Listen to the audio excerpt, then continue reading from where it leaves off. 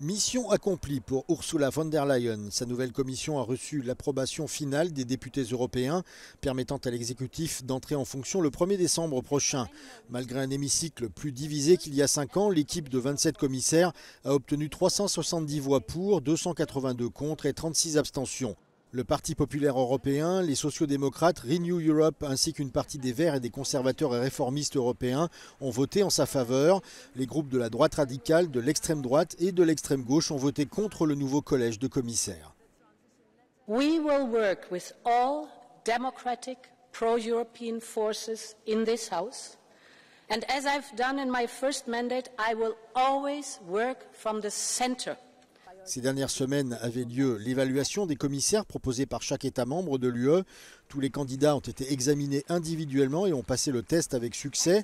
Cependant, plusieurs d'entre eux, comme la vice-présidente Teresa Ribera, qui était opposée au Parti populaire espagnol, ou le Hongrois Oliver Varhelyi, qui était remis en question par plusieurs partis, ont été sur la sellette.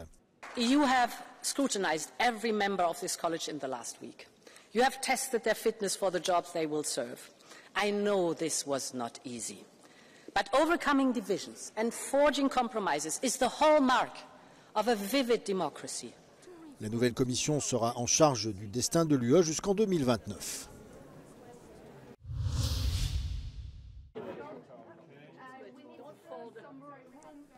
Rendre l'UE plus compétitive, ce sera l'un des grands défis des membres de la Commission européenne nouvellement approuvée par le Parlement de Strasbourg. Sur le volet commercial, l'UE navigue en eau trouble entre la menace de l'augmentation des droits de douane américains agités par Donald Trump et les pratiques commerciales de la Chine. Autre grand défi, la mise en place des mesures du Green Deal sans pour autant mettre à mal des secteurs déjà en difficulté comme celui de l'automobile. We have to deal with two trading partners, the United States and China, which are really practicing some unfair methods. Mr. Trump will set some tariffs. We have to sharpen our weapons against that and have some defense measures on track.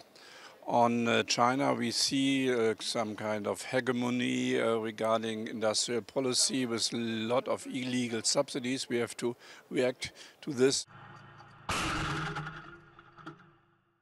Après bientôt 3 ans de combat, la guerre en Ukraine a connu une nouvelle escalade. Suite à l'engagement de milliers de soldats nord-coréens dans les rangs russes, les États-Unis et le Royaume-Uni ont donné leur feu vert à Kiev pour utiliser des missiles à longue portée. Le soutien des États membres à Kiev et au processus d'adhésion de l'Ukraine à l'UE sera un important dossier de la nouvelle Commission. A war will come to an end when both sides realize that they simply cannot achieve their goals with military means. And that's why it's so important to continue to support Ukraine militarily with whatever we have, whatever it takes, that Mr. Putin realizes this brutal war of aggression is a failure. We as European Union will certainly be involved in any kind of peace negotiation. Sous l'influence croissante de l'extrême droite au Parlement européen, la Commission pourrait également adopter une ligne plus dure en matière d'immigration, ce qui pourrait créer des tensions. We have seen von der Leyen doing steps in the wrong direction, addressing member states to innovative solutions, meaning externalization of the external borders of the European Union and the management of migration and asylum seekers, which is not only unacceptable for the S&D group, but also inconsistent with the legislation that we have put in place. Alors que l'Allemagne risque d'entrer en récession pour la 2e année consécutive et que la dette de la France s'alourdit, la question du nouveau budget pluriannuel de l'Europe risque d'être encore plus brûlante qu'elle ne l'a jamais été.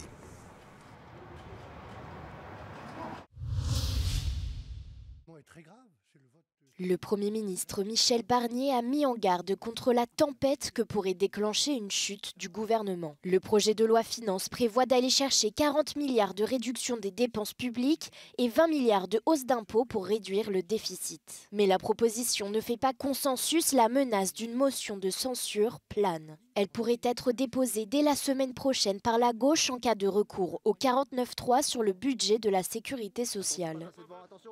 Le député RN Jean-Philippe Tanguy a affirmé ce mercredi que le RN votera la motion de censure avec le nouveau Front populaire. Une motion qui permettrait au RN de faire tomber le gouvernement s'il l'a votée.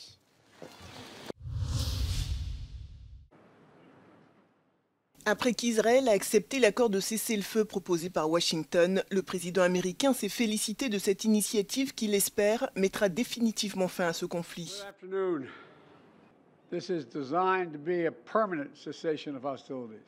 Over the next 60 days, the Lebanese army and state security forces will deploy and take control of their own territory once again. Hezbollah terrorist infrastructure in southern Lebanon will not be allowed to be rebuilt. And over the next 60 days, Israel will gradually withdraw its remaining forces. Dans un communiqué conjoint, Joe Biden et Emmanuel Macron ont précisé que les États-Unis et la France veilleront à ce que cet accord soit mis en œuvre dans son intégralité. Paris et Washington affirment également vouloir aider à renforcer les capacités de l'armée libanaise. De son côté, le Premier ministre israélien a mis en garde contre un non-respect par le Hezbollah de cet accord. Il affirme que la durée de cette trêve dépendra de ce qui se passera au Liban. אנחנו שומרים על חופש פעולה צבאי מלא. אם חיזבאללה יפר את ההסכם וינסה להתחמש, אנחנו נתקוף. אם הוא ינסה לחדש תשתיות טרור בסמוך לגבול, אנחנו נתקוף. Le cessez-le-feu est entré en vigueur ce mercredi à 4 h du matin heure locale. Jusqu'au dernier moment, l'armée israélienne a bombardé le pays. Des frappes particulièrement intenses, notamment à Beyrouth. Cet accord au Liban relance les espoirs d'un cessez-le-feu dans la bande de Gaza, même si les négociations sont dans l'impasse. Le Hamas a réagi ce mercredi et s'est dit prêt à une trêve. Le bilan de cette guerre qui se poursuit est effroyable. En un peu plus d'un an, plus de 44 200 Gazaouis ont été tués. La Russie a poursuivi ses frappes en Ukraine dans la nuit de mardi à mercredi. Des alertes aériennes ont retenti dans les régions de Soumy, Tcherniv, Poltava et Kharkiv. La nuit précédente, l'armée russe avait fait usage de 188 drones et 4 missiles dans 17 régions du territoire ukrainien, un record. Si la plupart des drones ont été abattus, des habitations et des infrastructures ont été endommagées. Майже 200 російських дронів проти України за добу – це майже 200 доказів, що російські бажання вкрай далекі від будь-яких ідей про справжній мир. Selon le président ukrainien, des opérations de secours ont été menées, notamment dans la région de Soumy, après ces frappes meurtrières. De son côté, Moscou a reconnu que des missiles de longue portée lancés par l'Ukraine avaient endommagé des infrastructures et blessé plusieurs militaires dans la région de Koursk. À l'instar du président russe Vladimir Poutine, le président de la Douma pointe les risques d'internationalisation du conflit, imputables selon lui aux agissements des pays occidentaux. Надо прекращать создание напряжения и скатывание в пропасть, что происходит из-за действий и решений Байдена, Макрона, Шольца и им подобных. Au cours du dernier mois, la Russie se serait emparée d'une superficie équivalente à la moitié de celle de Londres en territoire ukrainien. Le parti au pouvoir en Géorgie a choisi un ancien footballeur comme candidat à la présidence. Le parti Rêve géorgien a désigné Mikhail Kavelashvili, un ancien membre de l'équipe nationale et ex-attaquant à Manchester City, pour occuper le poste de président, un rôle essentiellement symbolique en Géorgie. Cette nomination fait suite à la victoire controversée du parti aux élections législatives du 26 octobre, qui a déclenché des manifestations et entraîné le boycott du Parlement par les partis d'opposition.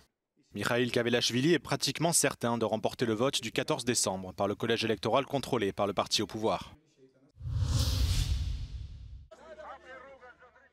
Les parlementaires albanais de l'opposition et des centaines de leurs partisans ont bloqué les rues de la capitale Tirana ce mardi. Ils accusent le gouvernement dirigé par le Parti socialiste du Premier ministre Edi Rama de corruption, de manipulation des élections précédentes et de mainmise sur le pouvoir judiciaire. Les manifestants veulent qu'il soit remplacé par un cabinet technocratique intérimaire où ce sont des experts et non des hommes politiques qui prennent les décisions jusqu'aux élections législatives de 2025. Des affrontements ont éclaté entre les manifestants et la police anti-émeute qui tentait de dégager les rues. La manifestation a pris fin au bout de 3 heures, les dirigeants de l'opposition s'engageant à poursuivre les rassemblements dans tout le pays.